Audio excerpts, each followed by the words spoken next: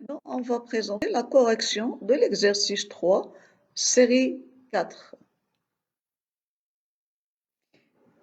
Dans l'exercice 4, il y a deux parties. La première, c'est 1. Donc, je vais, dans cet exercice-là, écrire la question et répondre tout de suite. Donc, ici, un réfrigérateur est constitué essentiellement de fluides soumis à une série de cycles thermodynamiques. Donc, un réfrigérateur, il travaille avec un fluide qui fait plusieurs cycles thermodynamiques. Donc, toujours en raison sur un cycle. Donc, à chaque cycle, le fluide extrait de l'intérieur de l'enceinte une chaleur qui est 2. Ça veut dire que le fluide, il gagne de l'intérieur de la sonde, de l'intérieur une chaleur qui est 2 et échange avec le milieu extérieur une chaleur qui a un milieu extérieur, c'est l'air. Et du travail, il prend du travail électrique et il donne à l'extérieur de l'air, de la chaleur qu'il a. On suppose que l'intérieur et l'extérieur du réfrigérateur constituent deux thermostats, ça veut dire deux sources de chaleur, aux températures respectives, T2 égale à 268 Kelvin et T1 est égal à 293 Kelvin. Ici, il faut corriger dans votre série que T2 qui est égal à 268 Kelvin. C'est pas T1. Il est inversé dans votre exercice. D'accord? Et en dehors des échanges avec cet thermostat, les transformations sont adiabatiques. Ça veut dire qu'il n'y a que deux échanges de chaleur. La première question, on vous dit quel est le signe de Q1. Donc, Q1, il est fourni par la machine, par le fluide. Donc, c'est la quantité de chaleur qui est donnée à l'extérieur. Ceci donne que Q1, elle est négative. Et je rappelle ici le schéma de principe pour un réfrigérateur. Le fluide, il gagne un travail qui est électrique. Il prend une quantité de chaleur de la source froide à l'intérieur du réfrigérateur, donc Q2 positive, et il donne à l'extérieur, au milieu extérieur, qui est un négatif, à la source chaude. Donc, la source froide, elle a une température T2 et la source chaude, elle a une température T1. Deuxièmement, on caractérise l'efficacité de la machine par. Donc, on vous donne ici l'expression de l'efficacité de la machine. Mais il faut savoir que c'est toujours ce qu'on veut sur ce qu'on dépense. Ce qu'on veut, c'est Q2, c'est la quantité de chaleur qu'on prend des produits qui sont à l'intérieur du réfrigérateur, et ce qu'on dépense, c'est le travail électrique. Donc, ρ égale à Q2 sur le travail. D'accord? La question, pourquoi, pour quel type de cycle, ce rapport est-il maximal? Toujours, le rapport est maximal pour un cycle réversible.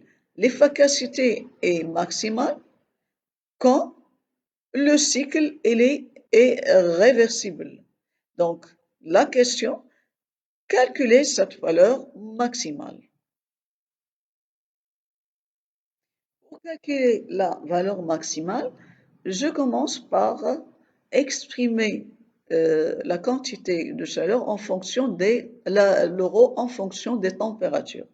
Donc, premier principe, ça donne delta U cycle égal à 0 et ceci donne que W égale à moins Q1 moins Q2, on vient de faire ceci. Donc, pour ρ elle est égale à Q2 sur W égale à moins Q2 sur Q1 plus Q1. J'ai remplacé W par moins Q1, moins Q1 moins Q2. Donc, ce serait un moins Q2 sur Q1 plus Q2. Je vais diviser par diviser le numérateur, le dénominateur par Q2. Donc, ce serait moins 1 sur 1 plus Q1 sur Q2. Et pour une machine qui est réversible, qu'est-ce qu'on a dit?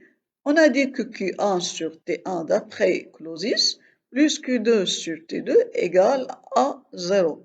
Donc, je tire le Q1 sur Q2. Ça serait Q1 sur Q2 égale à moins T1 sur T2. Et je remplace dans la valeur de O, ce serait Q max, ça donne le maximum pour une transformation, des transformations réversibles, est égal à moins 1 sur 1 moins T1 sur D2, et ceci donne que ρ max égale à T2 sur T1 moins T2. Donc, pour l'application numérique, vous allez trouver que ρ égale à 10,72. Dans la deuxième partie, on vous dit, on utilise comme fluide un gaz parfait. Un cycle se comporte de 4 phases. Donc, le cycle que va subir ce gaz parfait, il se comporte de 4 phases. Premièrement, première phase, première transformation, ça fait une compression adiabatique réversible. Donc, le gaz, il va passer en premier lieu par une compression adiabatique réversible. Il va passer d'un état où il a une pression P0 à un état, il a une pression P1. Et de T2 à T'1. Ici, il faut faire attention aux notations. Ça veut dire ici, j'ai deux états. Le premier, j'ai P0, T2, et je passe à P1, T'1. Deuxième transformation, c'est un passage dans le radiateur à l'extérieur de l'appareil. Donc, il va passer à pression constante. Je vois ici Gp à une pression constante. J'ai une transformation ici adiabatique. Et le gaz, il va se refroidir. Ça veut dire que je passe de T'1, il était à T'1, je passe à T1. D'accord? Troisièmement, il va passer par une détente réversible. Donc, détente réversible, il va passer de la pression P1 à une pression P0. Et une température T1 à la température T'2. Donc ici, j'ai une pression, une détente, et puis il va passer dans le serpentin à l'intérieur de l'enceinte. Qu'est-ce qu'il va faire? Il va passer par une pression, la pression, et il reste constante à P0, et le gaz, il va s'échauffer, il va prendre une quantité de chaleur à l'intérieur, il va passer de T'2 à T2. Donc, c'est une compression diabatique plus un refroidissement isobar plus une détente adiabatique plus un réchauffement qui est isobar. La première question, il faut tracer le diagramme de ces transformations dans le diagramme, le cycle dans le diagramme de Clapeyron. Donc, pour tracer, toujours, je dis, il faut ordonner les volumes et les pressions par un ordre croissant ou décroissant. Il faut les comparer. Donc, pour cela, je vais tout d'abord essayer de schématiser les données. Donc, qu'est-ce que j'ai? J'ai une compression adiabatique réversible. Petit a, qui va me passer le gaz d'une pression P0 à P1 et la température T0 à T'1. Donc, je passe d'un état A, que je note A ou 1A, qui a à un état B. L'état A est là, une pression P0 et une température T1, T2. Et je note V0, le volume de l'état A. L'état B est là une pression P1. Je passe de P0 à P1, c'est donné dans l'exercice. Je note V1, le volume de l'état B, et je passe de T2 à T'1. Donc l'état B est là, une température T'1. Puis, la transformation petit b, c'est un refroidissement isobar. Donc je passe de l'état de T' à 1T1 et je passe par une transformation isobar de l'état B à l'état C. Ça veut dire que l'état C est là une pression P1, puisque c'est isobar, et un volume V2 et une température T1, puisqu'on vous dit qu'elle passe de T'1 à T1. D'accord? Pour la troisième transformation, c'est une détente adiabatique réversible. Donc, je passe de l'état C à l'autre état, j'ai P1 qui va passer à P0 et le T1, il va passer à T'2 par une détente adiabatique réversible. Donc, je passe de l'état C à un état que je note D, qui a comme pression P0, volume V3 et température T'2. D'accord? Et puis, la quatrième transformation, c'est un échauffement isobar. Isobar, il va vous passer le gaz d'une température T'2 à et la température T2. Et il va garder la pression constante et je passe à l'état 1. Donc, pour ordonner maintenant les volumes, je vais prendre la première transformation.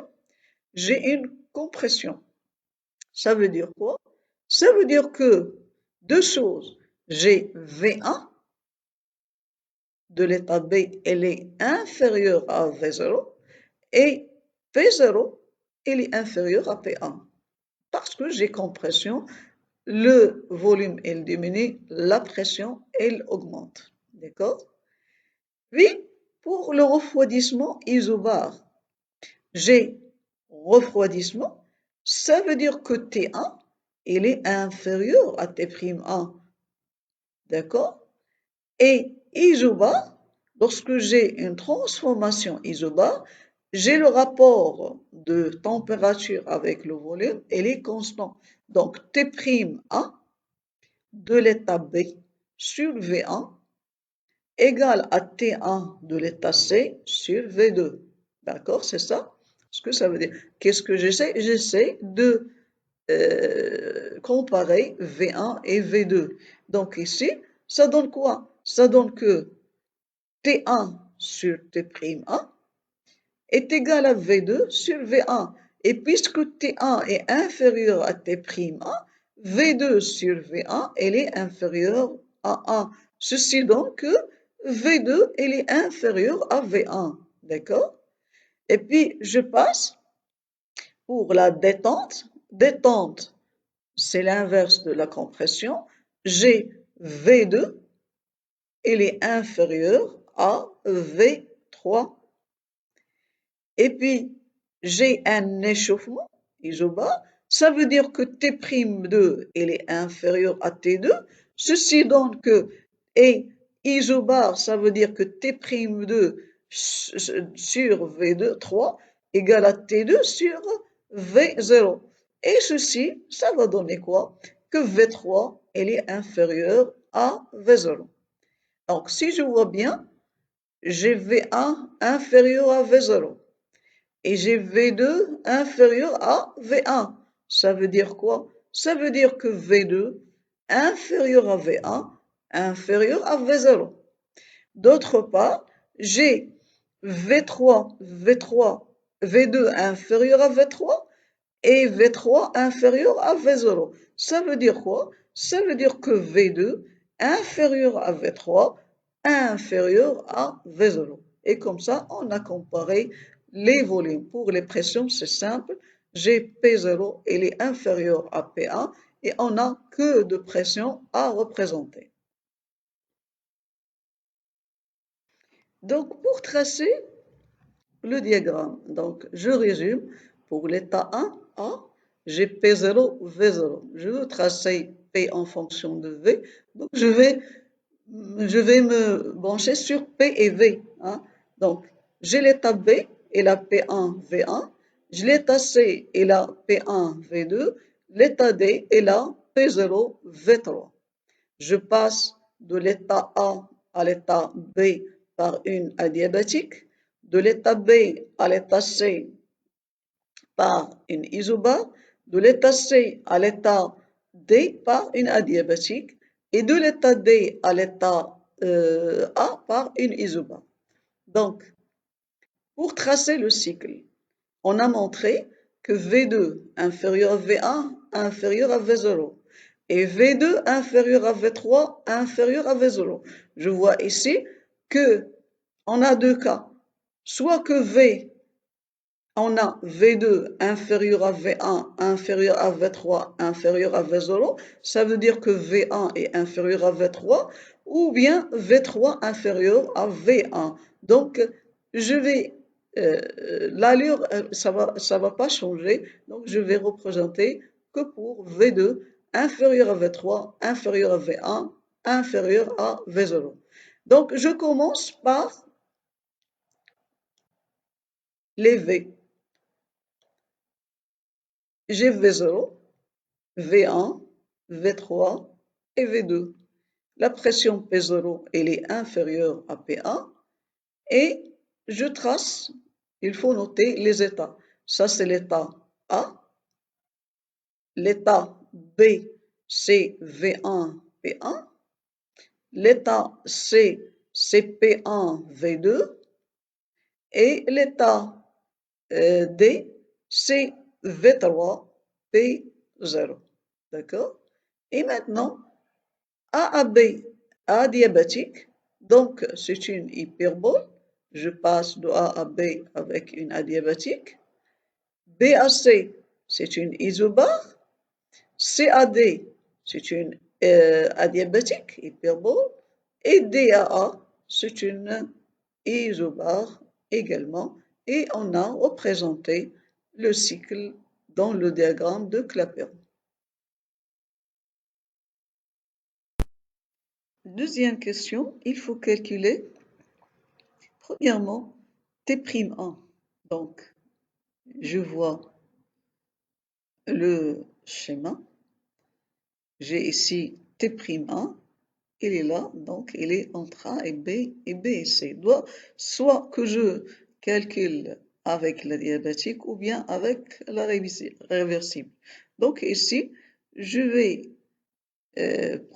considérer AB, elle est une transformation adiabatique, donc j'aurai T'1 à la puissance gamma fois P1 à la puissance 1 moins gamma égale à T2 à la puissance gamma fois P0 à la puissance 1 moins gamma. Donc ici, je vais déterminer ça en fonction de P0 et P1. Donc j'aurai T'1 égale à T2 fois P0 sur P1. Je connais le T2. Normalement, dans l'exercice, on va vous donner en fonction de P0 et P1. Et à la puissance 1 moins gamma sur gamma. Pour T'2, je vais considérer, elle est entre C et D. Toujours, c'est une adiabatique réversible entre C et D. Donc, je vais travailler avec la même formule. Ça fait T1 gamma, P1 1 moins gamma, égale à T2 prime, c'est la température de l'état D, gamma, à P0, 1 moins gamma, et je tire le T'2 égale à T1, P1 sur P0 à la puissance 1 moins gamma sur gamma. Deuxièmement, il faut calculer Q1 et Q2. Il faut savoir à quoi est égal Q1 et Q2. Donc, d'après l'énoncé, le fluide extrait, ça veut dire il prend de l'intérieur de l'enceinte une chaleur Q2. Puisqu'il prend, ça veut dire que du Q2, elle doit être positive. Et il échange avec l'extérieur une chaleur Q1. Normalement, il donne une chaleur Q1 et un travail, ça veut dire que Q1, elle est négative. D'accord? Donc, si je vois ici les transformations, je dois savoir de quelle chaleur. Je dois savoir, je calcule la quantité de chaleur dans la compression, ça veut dire QAB. Je calcule QBC, je calcule QCD, je calcule QDA et je vois laquelle de ces chaleurs, elle est positive ou négative. Celle qui est positive, c'est la chaleur Q2. Celle qui est négative, c'est la chaleur Q1. Donc, pour, par exemple, la transformation A, B et CD, ce sont des transformations adiabatiques. Donc, QAB égale à QCD égale à 0.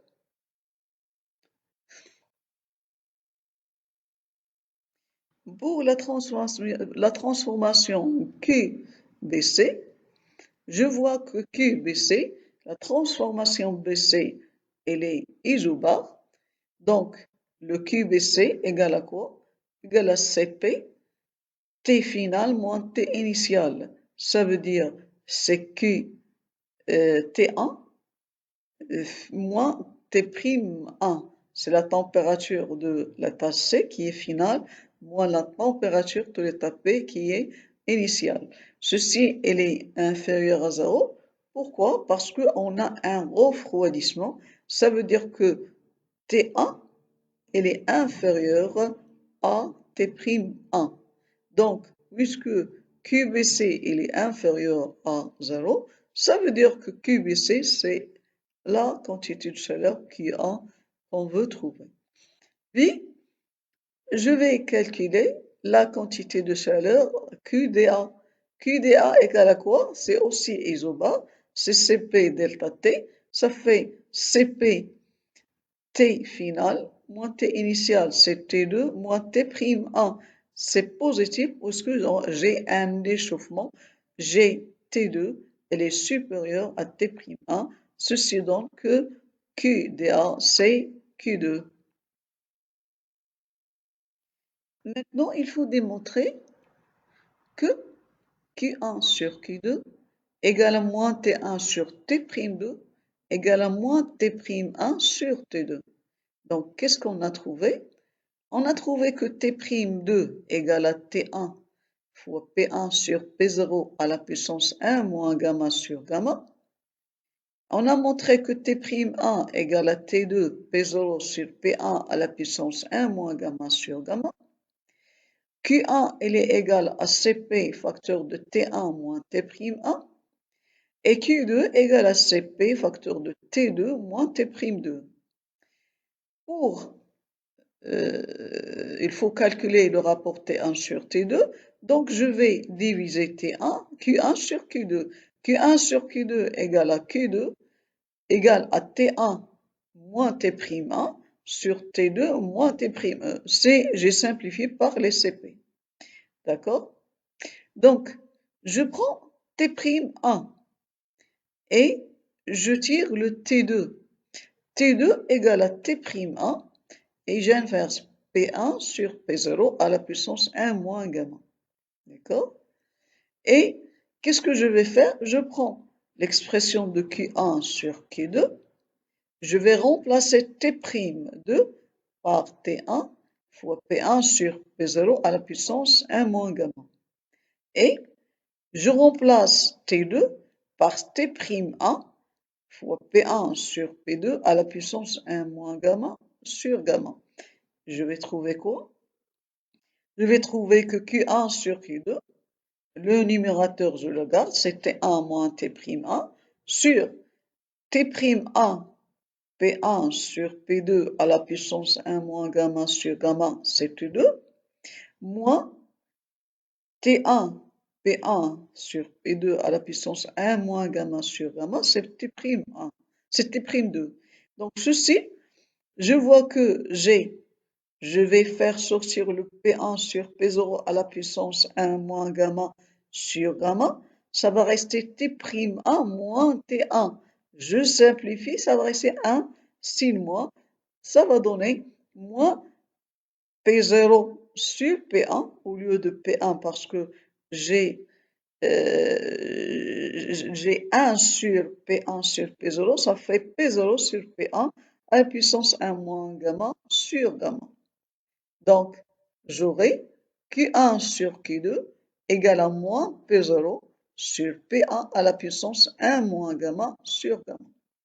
D'autre part, si je vois maintenant T'1, je recommence, T'1, cette expression est égale à T2 P0 sur P1 à la puissance 1 moins gamma sur gamma.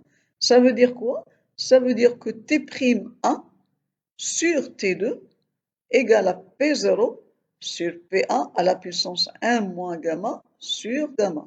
Et puisque P0 sur P1 à la puissance 1 moins gamma sur gamma égale à moins Q1 sur Q2, donc ceci, il est égal à moins Q1 sur Q2. Et je vais prendre l'autre expression de T2' égale à T1 P1 sur P0 à la puissance 1 moins gamma sur gamma. Donc ceci, ça va donner que T1 sur T'2 égale à P0 sur P1, l'inverse, fois 1 à la puissance 1 moins gamma sur gamma. Et ceci est égal à moins Q1 sur Q2. Donc on a bien montré que Q1 sur Q2 égale à moins T1 sur T'2 égale à moins T'1 sur T2. Dans la troisième question, on vous dit exprimer ρ, ça veut dire l'efficacité de la machine, en fonction de T1 et T'1, puis en fonction de T2 et T'1. D'accord? Donc ici, l'euro, elle est définie comme étant Q2 sur W. C'est égal, le W c'est égal à moins Q1 moins Q2, d'après le premier principe, ça fait moins Q2 sur Q1 plus Q2. Ceci donne que l'euro égale, j'ai divisé par Q2 le numérateur et le dénominateur, ça fait moins 1 sur 1 plus Q1 sur Q2. Donc, on vient de montrer en deuxièmement que Q1 sur Q2 égale à moins T1 sur T'2 et elle est égale à moins T'1 sur T2. Donc, si je remplace dans cette expression-là, l'expression d'euro, Q1 sur Q2 par moins T1 sur T'2, je trouve que ρ égale à moins 1 sur 1 moins T1 sur T'2. Et ceci égale à moins T'2 sur T1 moins T2. Maintenant, si je remplace Q1 sur Q2 par moins T'1 sur T2. Donc j'aurai l'expression, elle est égale à moins 1 sur 1 moins T'1 sur T2. Et ceci, ça donne c'est T2 sur T'1 moins T2. En troisième mot, il faut comparer ρ, la valeur qu'on a trouvée ici, en fonction de T'1 et T'2, à sa valeur maximale. On a déjà trouvé la valeur maximale qui correspond à un cycle réversible. Donc on a trouvé que ρ égale à T2 sur T'1 moins T2, et il est égal aussi à T'2 sur T1 moins T'2. On vient de montrer ceci. Et on a montré que ρ max est égal à T2 sur T1 moins T2. Donc il faut comparer ρ max à ρ. Donc je dois montrer que ρ max est supérieur à T2 sur T'1 moins T2 et aussi à T'2 sur T1 moins T2. Je commence par la première. Donc, j'ai ici T1 est inférieur à T'1. Donc, ça c'est d'après l'énoncé. On vient de voir que T'1 elle est inférieure à T1. Donc, ceci donne quoi? Ceci donne que T1 moins T2 il est inférieur à T'1 moins T'2. J'ai rien fait, j'ai retrangé T2 pour avoir T'1 moins T2. D'accord? Donc, j'ai T1 moins T2 qui est inférieur à T'1 moins T2. Donc, je vais prendre T2 et je divise. Donc, ça serait, la plus grande c'est T'1 moins T2. Ça serait T2 sur T'1 moins T2. Elle est inférieure à T2 sur T1 moins T2. Puisque le dénominateur ici T1 prime moins T2, il est supérieur à T1 moins T2. D'accord? Donc, le premier terme, T2 sur T'1 moins T2, c'est quoi? C'est ρ. Le deuxième terme, c'est ρ max. Donc, on a ρ est bien inférieur à ρ max. Donc, je vais faire la même chose avec T'2 sur T1 moins T'2. Donc, je pars du fait que T'2 elle est inférieure à T2. On va voir l'énoncé. Donc, j'aurai, d'une part, je vais multiplier par moins 1. Donc, ça serait moins T2 inférieur à moins T'2. Je vais ajouter T1. Donc, ça serait T1 moins T2 inférieur à T1 moins T'2. Donc, j'ai trouvé que T1 moins T2, elle est inférieure à T1 moins T'2. D'autre part, si je prends T'2 inférieur à T2, je peux dire que T'2 divisé par T1 moins T'2, il est inférieur à T2 divisé par T1 moins T'2 parce qu'on a quoi? On a divisé par un nombre. Donc, j'aurai, et le fait que T1 moins T2 est inférieur à T1 moins T'2, ceci donne quoi? Ceci donne que T2 sur T1 moins T'2 est inférieur à T2 sur T1 moins T2. Parce que T1 moins T'2, il est supérieur à T1 moins T2.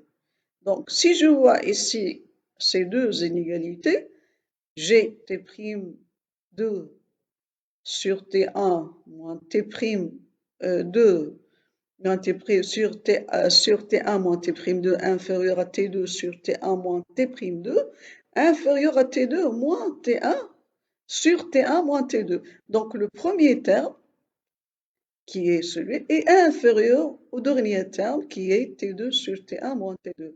Le premier terme, 0, c'est T'2 sur T1 moins T'2. Le deuxième terme, c'est ρ max. Donc on a bien montré que ρ est inférieur à ρ max. Quatrièmement, calculer pour ρ est égal à 5,36 T'1 et T'2. Donc, je commence par T'2. Donc, on a trouvé deux expressions de ρ. L'une contient T'2 et l'une contient T'1. Je vais prendre celle qui contient T'2. Donc, ρ égale à T'2 sur T1 moins T'2. Donc, je vais tirer T'2, je connais le ρ, je connais le T1. Donc, ceci, ça va donner ρ T1 moins ρ T'2 égale à T'2. Donc, ceci donne que ρ T1 égale à ρ fois T'2 plus T'2. Je factorise et je trouve que T'2 égale à ρ T1 sur 1 plus ρ. L'application numérique, ça va vous donner une valeur de T'2 égale à 246 Kelvin. Pour T'1, je vais prendre maintenant l'équation qui contient T'1.